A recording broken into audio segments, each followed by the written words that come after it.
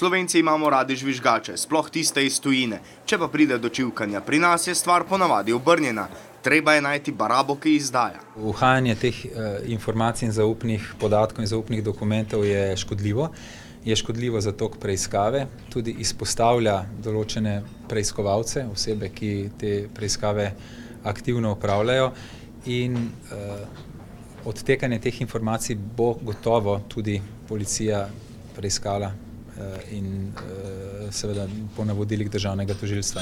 Tako Virantu Žvižgaču na tožilstvu, ki je izdal odredbo, s katero želi tožilec Stanislav Pintar preiskovati Janševo premoženje. Z vidika medijev je seveda in ljudi je v javnem interesu, da se tovrstne zadeve objavijo. Vendar Avbelj glede na slovensko prakso doda: Slovenska javnost, slovenski javni diskurs ne reagira kritično na tiste zadeve, ki so zares problematične, ne? V konkretnem primeru bi lahko bilo problematično tudi to, da na tožilstvu lažejo. Zatrjevali so namreč, da odredba o preiskavi Janše ni pristna. Na generalni policijski upravi, ki v preiskavi sodelujejo, pa pravijo, da je dokument, ki se pojavlja v medijih, vsebinsko identičen dokumentu tožilstva, ki narekuje delo policije. Pravosodje tukaj očitno ni verodostojno. In zdaj ne govorimo o pravosodju kot takem, ampak o konkretnih nosilcih teh institucionalnih funkcij v pravosodju.